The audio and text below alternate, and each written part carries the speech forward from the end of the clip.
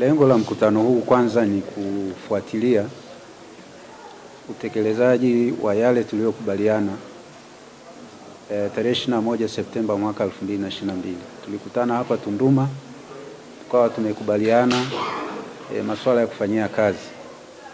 Na leo tumekutana tena kwenye mkutano wa Uwili kati ya Zambia na Tanzania kwa ajili ya kufuatilia utekelezaji wa yale ambayo tulikubaliana.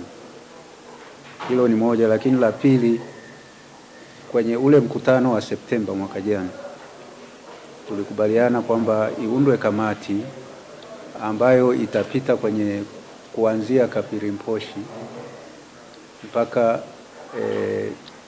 bandari ya Dar es Salaam, kuona changamoto zilizopo kwenye eneo zima hilo ili kujaribu kusaidia usafirishaji wa mizigo uende bila vikwazo. Kwa hiyo kulikuwa na hiyo ripoti pia ambayo iliwasilishwa kwenye kikao hiki kwamba ni masuala gani yalibainishwa, lakini utekelezaji wake umefikia hatua gani. Hilo lilikuwa jambo la pili. La tatu lilikuwa masuala mapya ambayo yamejitokeza. Kwa hiyo haya yote yalikuwa yamejadiliwa katika kikao hiki na ni madhumuni ya kuwa na kikao hiki. Lakini kikao hiki pia ni maandalizi ya kikao kingine cha kwenda Kasumbalesa, mpaka wa kati ya Zambia na Jamhuri ya Kidemokrasia ya Kongo. Huo mpaka nao una changamoto ya foleni kama ambavyo mpaka wa Tunduma na Konde ulivyo na changamoto. Kwa hiyo kwenye kikao hiki pia tulikuwa tunafanya maandalizi ya kwenda sasa kuwa na kikao cha utatu. Hiki ni kikao cha Uwili, lakini kuna kikao tena cha utatu ambacho kinatarajiwa kufanyika tarehe 8 mpaka 9 mwezi huu wa Juni pale Kasumbalesa. Kwa hiyo kikao hiki pamoja na kwamba kilikuwa kinajaribu kufuatilia utekelezaji wa yale tuliyokubaliana, pia tunajipanga kwenda mbele namna gani tutaenda kufanyia kazi changamoto za mpaka ule mwingine, ambapo kama mnavyofahamu kuna mizigo mingi ambayo inaanzia bandari ya Dar es Salaam kwenda mpaka Lubumbashi, ambayo pia inatakiwa kupita Kasumbalesa. Kwa hiyo ni kuangalia kwa ujumla changamoto zilizopo, lakini pia tunafahamu kwamba ukanda wa Dar au ushoroba wa Dar es Salaam unabeba mizigo ya karibu 70% inayotoka bandari ya Dar es Salaam kwenda kwenye nchi za Zambia na DRC. Kwa hiyo ni ukanda muhimu sana au ushoroba muhimu sana ambao tunatakiwa kuangalia changamoto zake ili kwa pamoja tuweze kuzifanyia kazi, na tutakapofanya hivyo tutapunguza siku zinazotumika. Sasa hivi magari kwenda Lubumbashi na kurudi ni karibu siku 40 hadi mwezi mmoja hadi siku 40. Tunadhani tukishirikiana hizo siku zinaweza zikapungua, na hilo ni lengo letu kuhakikisha kwamba hizo siku zinapungua. Na jambo la muhimu ambalo tumekuwa tukijadili hapa ni kwamba tunavyoenda mbele tunatakiwa pia tufikirie kusiwe na border post, sio one stop border post. Tunatakiwa tusisimame kabisa, yaani gari likitoka kule liwe limeshamaliza taratibu zote za kukaguliwa, likifika mpakani linapita tu, kwa sababu taarifa zote zitakuwa zimeshafika kwenye huo mpaka husika. Kwa hiyo lengo letu pia ni kuhakikisha kwamba siku moja tunafikia hilo lengo la kutokuwa na mpaka ambapo gari litatakiwa kusimama.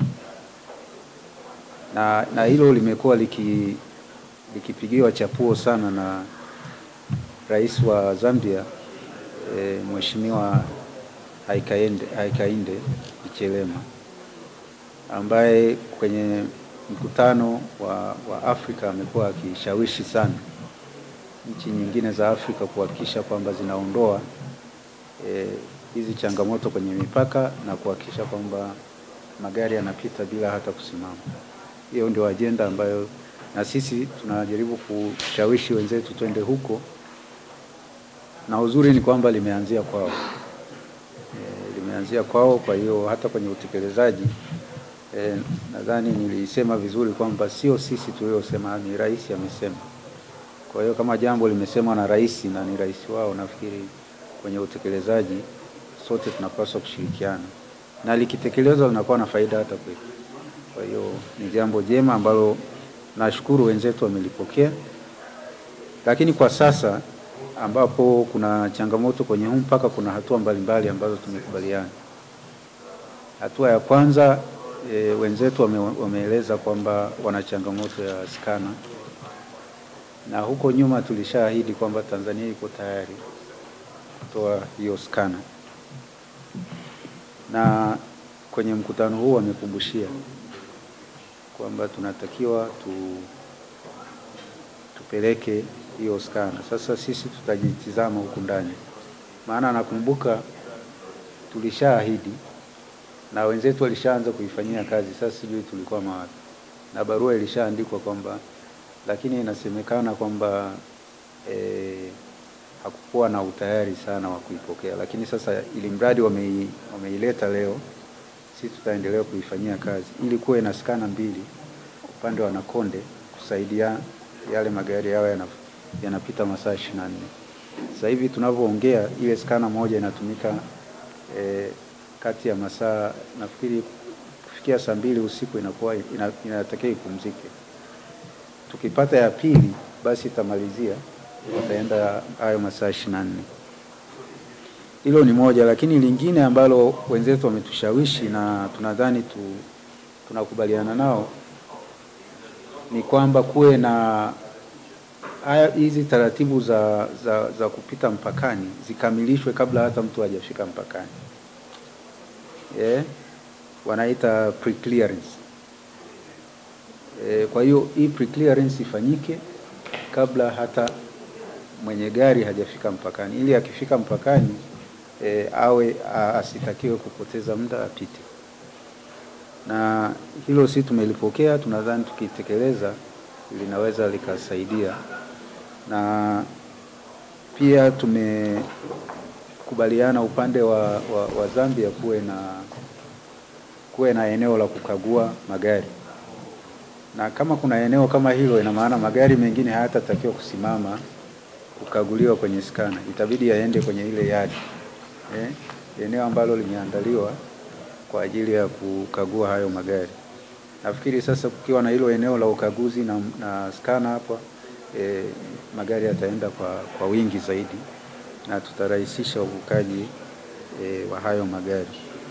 Lingine ambalo wenzetu wametuahidi ni kwamba tulielezwa kuna changamoto ya wafanyakazi wachache wa ZRA, na wenzetu wamelichukua kwamba watalifanyia kazi. Lakini lingine ambalo tumekubaliana sote ni kwamba haya magari ambayo hayatakiwi kupimwa kwenye skana, hayatakiwi kupita kwenye skana, kwa mfano malori ya mafuta, kubeba mafuta na loose cargo, hiyo itaruhusiwa kupita kwa sababu haitakiwi kupimwa kwenye skana. Kwa hiyo hakutakuwa na sababu ya hizo sasa magari yanamnayo kukaa kwenye foleni, bali yanatakiwa kuja moja kwa moja na kuruhusiwa kupita. Lakini lingine ambalo kwa upande wetu tunadhani tutaenda kulifanya ni kwamba tumekubaliana na wenzetu wa TPA waandae eneo, na hili pia nimezungumza kwa kirefu na mkuu wa mkoa wa Songwe kwamba halmashauri ya eneo hili la Momba liko tayari kutoa eneo, na eneo hilo litakuwa chini ya TPA, na TPA wataliweka sawa kwa ajili ya kuhakikisha sasa magari yote yanayosubiri kuvuka au yanayosubiri kukamilisha taratibu yanakuwa sehemu moja.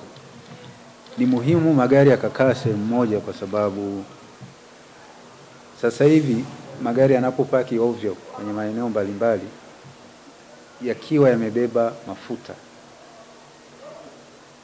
inaweza ikatokea hatari ya moto, na hilo likitokea mji mzima unaweza ukawa kwenye hatari ya maafa. Kwa hiyo tunadhani tukiweka eneo moja ambalo pia kutakuwa na kituo cha zimamoto kwenye hilo eneo na huduma nyingine, nafikiri tunaweza kuboresha hizi huduma za parking, na pia taratibu zingine za kiforodha zikawa zinafanyika kwenye eneo hilo. Kwa hiyo TPA wakipata hilo eneo wakaanzisha dry port, inaweza ikasaidia pia kuondoa hii changamoto ambayo tunakabiliana nayo sasa hivi. Lingine ambalo tumekubaliana, kwa mfano sasa hivi si rahisi kujua ni magari mangapi yanasubiri kule yanatakiwa kuvuka, lakini tukiwa na eneo kama hilo tutajua magari mangapi yanatakiwa yavuke kesho, sababu tumeyaweka kwenye eneo ambalo tunajua idadi yake, tunajua nini. Kwa hiyo tunaweza kupanga mipango yetu, na hata tunapojua kwamba magari ya kesho ni mengi sana, unaweza ukapanga watu wengi zaidi kwenye kuhudumia hayo magari. Kwa hiyo tunadhani tuna kazi nyingi za kufanya, lakini kujaribu kurahisisha hizi taratibu za uvukaji kwenye huu mpaka wa Tunduma. Na tutaendelea kuangalia kwenye corridor hii nzima. Kama nilivyosema, kuanzia bandari ya Dar es Salaam kuja Tunduma hapa, tutaendelea kwenda na Konde kuondoa hizi changamoto ili kupunguza zile siku zinazotumiwa na wasafirishaji kusafirisha mizigo, na hii pia tukifanya vizuri itasaidia magari kurudi hapa na kuondoa mzigo kwenye bandari ya Dar es Salaam. Kwa hiyo tutapunguza ule msongamano pia kwenye bandari ya Dar es Salaam, na ni imani yangu kwamba kama utakamilika tukafanya na hii mipango ambayo tunaifanya sasa hivi, mimi nafikiri tija katika bandari ya Dar es Salaam inaweza ikaongezeka maradufu. Kwa hiyo hayo ndio tumekutana kuyajadili, na mimi nashukuru tumejadili vizuri na tumekubaliana na wenzetu, na kwa kweli wametoa ushirikiano mkubwa, tofauti na ambavyo pengine tulidhani wangekuwa wagumu. Sisi tunawahitaji wao zaidi. Pengine nisisitize hili kwamba Tanzania tunawahitaji wa Zambia zaidi kuliko wao wanavyotuhitaji. Na tukienda na ule utaratibu wa mteja ni mfalme, wao tunatakiwa tuwape hiyo nafasi, tuwahudumie vizuri ili wasiende kwenye bandari zingine. Kama mnavyofahamu, wao wana mbadala, wanaweza wakaenda kusini, wanaweza wakaenda Beira, wanaweza wakaja Dar es Salaam. Lakini sasa tukiweka mazingira mazuri, tunadhani tunaweza tukawavuta wengi zaidi wakatumia bandari ya Dar es Salaam, na hilo ndio lengo letu, na nafikiri ndio azma ya serikali yetu kuweka mazingira mazuri kwenye bandari ya Dar es Salaam. Kama mnavyofahamu, Rais ametoa fedha nyingi kwa ajili ya maboresho ya bandari ya Dar es Salaam, na sisi kama watendaji tunatakiwa kuhakikisha ile azma ya kuifanya bandari kuwa kitovu, bandari ya Dar es Salaam kuwa kitovu, inakwenda kutimia, na itatimia kama tutatekeleza yote haya. Asante. The meeting that we are having here comes from the backdrop of the directives that were given by the two presidents in Tanzania when His Excellency Mr. Hakainde Hichilema came for a state visit in Tanzania and met with his counterpart, Her Excellency Samia Suluhu Hassan. And the directive was given that the technocrats in the two countries, that is Tanzania and Zambia, should actually meet and resolve the challenges that were being faced by the Nakonde Tunduma border post and the corridor as a whole. And arising from that directive, there was an initial meeting that was held last year in September, which was followed by a route assessment to identify and pick out the particular issues and challenges that were being encountered, not only at the Nakonde-Tunduma border post, but also the entire corridor. And the route assessment was undertaken from Pirimponshi in Zambia all the way to Dar es Salaam in Tanzania. Now, there were a number of issues that were identified when the route assessment was done, and these related to non-tariff trade barriers and also the tariff-related trade barriers, which included, if I may mention but a few, the multiplicity of charges on the Dar corridor in terms of the fees and levies that were being charged. And there were also some potential unfair practices that were identified on both Zambia and Tanzania, which needed to be addressed.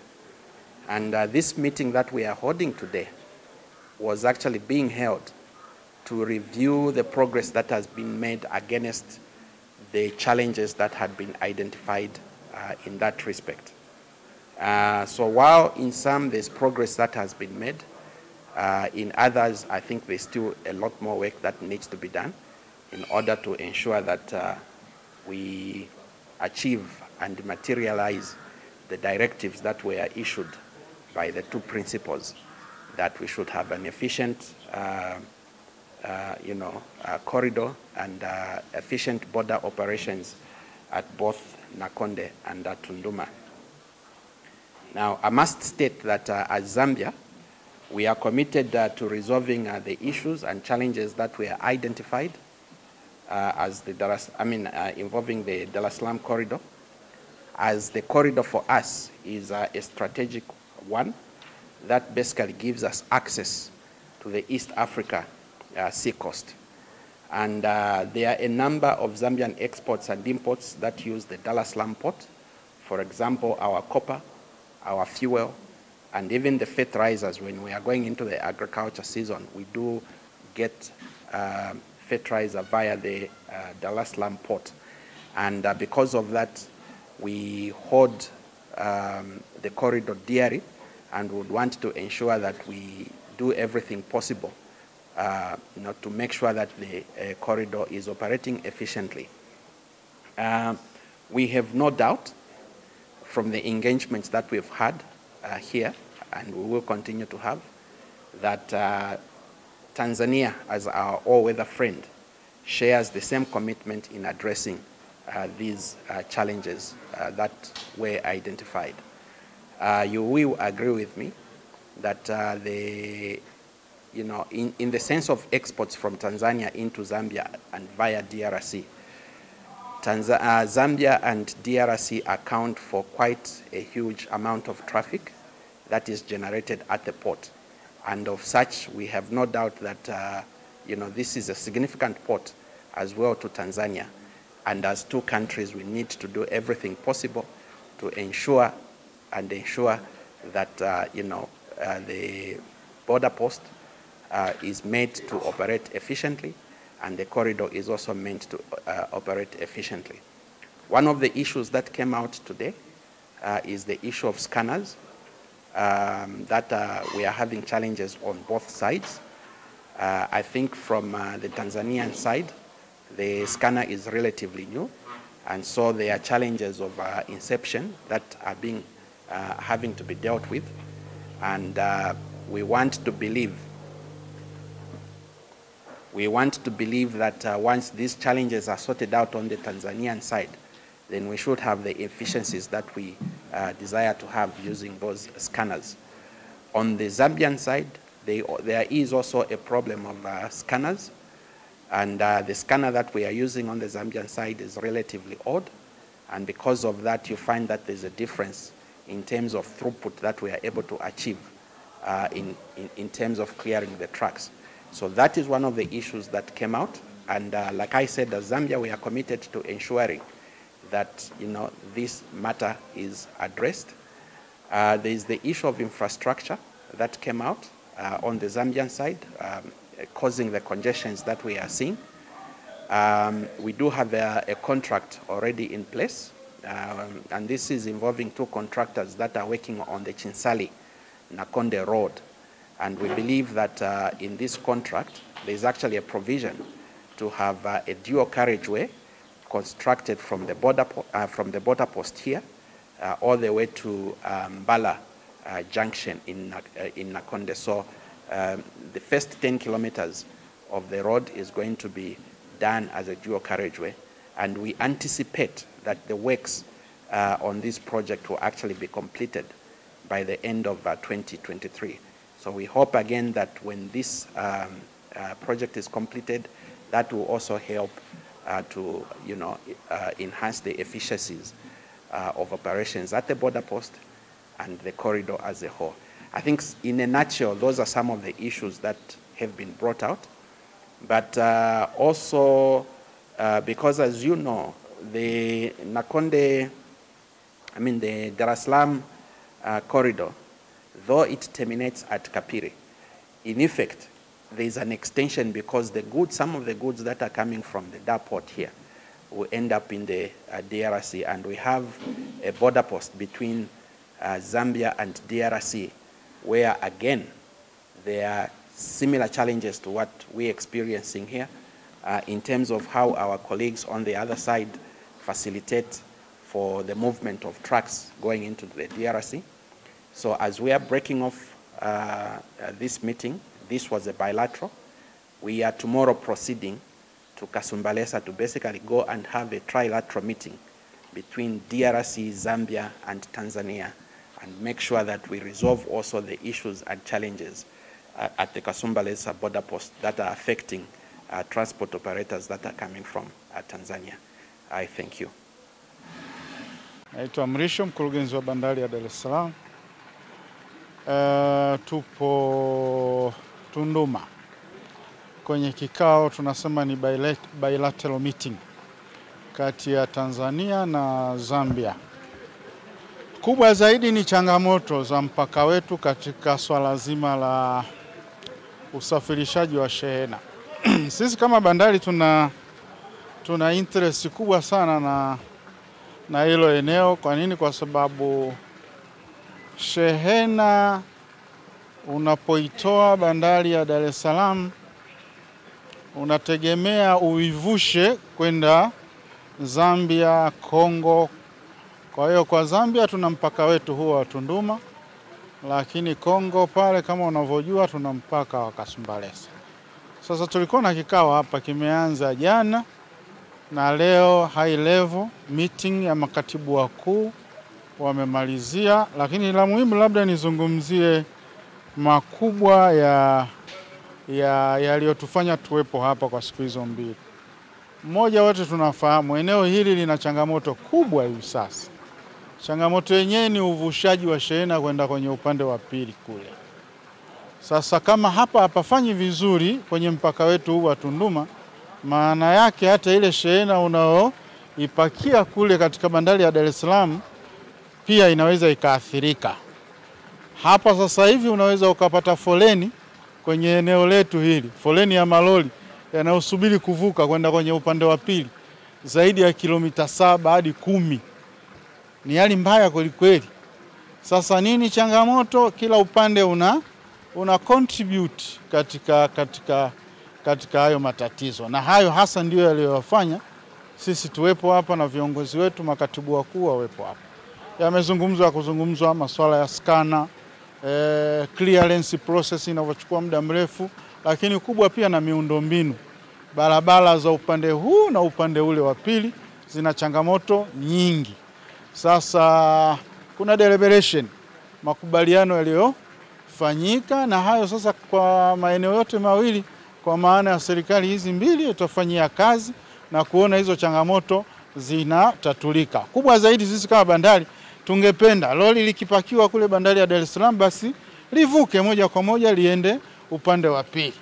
Kwa hiyo hata masuala hayo yanayolalamikiwa kama demurrage charge, kwamba container likivuka kwenda upande wa pili inachukua siku zaidi ya 30. Unakuta sasa kibiashara kidogo unaifanya hii corridor yetu kuwa na gharama kubwa. Kwa hiyo tunaamini yale ambayo tumeyazungumza hapo na yaliyoainishwa, kwa sababu walikuwa wadau wote, hadi wasafirishaji wenyewe kwa maana ya transporter wote walikuwepo, hadi madereva wote walikuwepo. Kwa hiyo kila mmoja amezungumza changamoto zinazoathiri katika maeneo yote mawili. Kwetu sisi kama bandari tungependa eneo hili sasa mizigo iwe ina flow moja kwa moja, na hakuna sasa kuona ule msongamano kama ambao sasa hivi tunaushuhudia. Hali ni mbaya kweli, hali ni mbaya na hatua za haraka lazima zichukuliwe. Tofauti na hivyo basi utaifanya ile bandari isitende kwa ufanisi mzuri. Kwa faida yenu kama waandishi, sisi kama bandari kule Dar es Salaam tunafanya vizuri sana. Tunafanya vizuri kwa maana ya vile viwango vile. Ile speed ya upakiaji wa mizigo ni mkubwa, na ndio maana unaona sasa malori yote yamejikusanya hapa. Na kwa taarifa yenu tu, kama Zambia tunaenda zaidi ya tani milioni 2. Hii Zambia tu hapa. Sasa hebu niambie kwa hayo malori unaohudumia. Na mwaka huu nadhani kile kiwango kitakuwa kikubwa zaidi. Na washukuru, hayo ndio makubwa. Asante sana. Kwa majina naitwa Grayson Michael Wimile, ni katibu mkuu wa chama cha wafanyakazi wa malori Tanzania. Nimeshiriki kikao tangu siku ya kwanza na siku ya pili.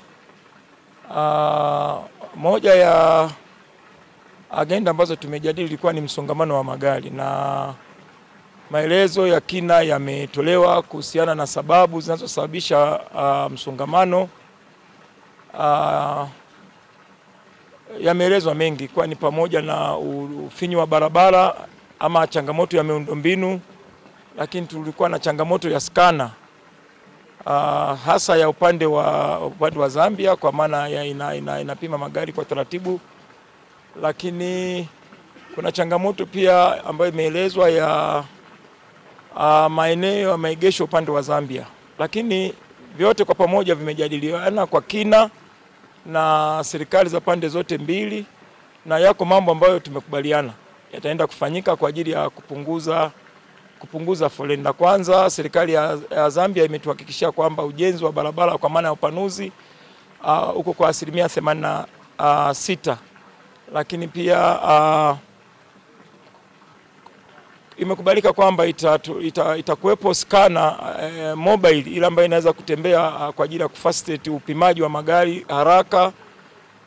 Lakini upande wa Tanzania pia serikali imeahidi kupanua barabara hii ili kuwezesha malori yaweze kupita kwa wakati.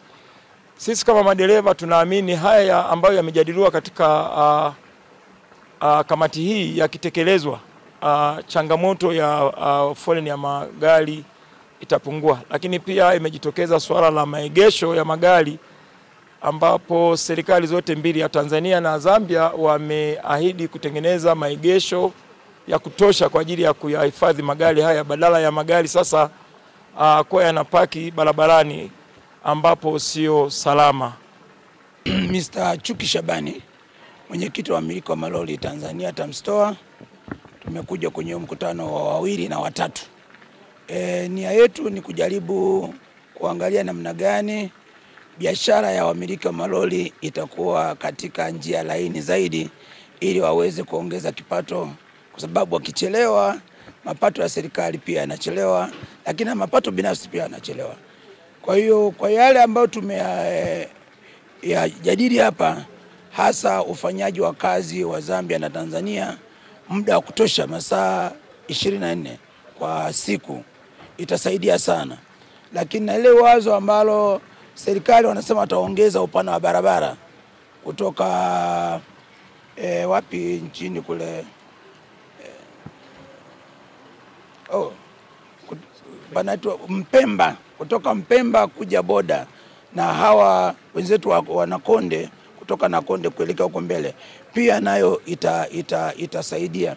Lakini pia kuna wazo ambalo umelitoa hapa kwamba hizi skana zetu za Tanzania na Zambia watajaribu kuprogram kwamba ikiwezekana ziwe zinaweza kutoa magari kadhaa, kama ni 200 upande wa Tanzania, 200 upande wa Zambia, kabla hawajaizima upande mmoja.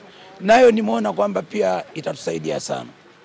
Sasa tunataka twende tukaone, maana yake tatizo liko upande wa boda ya Zambia na Tanzania, lakini pia liko upande wa boda ya Zambia na Kasumbalesa upande wa Kongo. Sasa kule nako kuna mambo ambayo inabidi twende tukaone. Kuna tatizo la clearing forwarding, kwa maana ya mawakala wale wanaosoa mzigo wanachelewesha mzigo bila sababu. Kwa hiyo nako tutaangalia ufumbuzi wake ni nini. Lakini pia na masaa ya kufanya kazi, nako kule kuna tatizo. Mwezi wa 3 tulikuwa tuko kule. Tuliingia kwenye kikao cha suluhu ya kucheleweshwa kwa magari. Tukaomba wafanye kazi masaa 24. Wakakubali na wakasaini mkataba kati ya Zambia na Kongo. Lakini bado tumesikia kwamba huo mkataba haujaanza kufanya kazi. Haujaanza kufanya kazi masaa 24. Kwa hiyo nalo hilo ni tatizo. Kwa hiyo kama tutafika kule tutakubaliana na litafanya kazi, tuna imani hii foleni itapungua na itakwisha mwisho wake.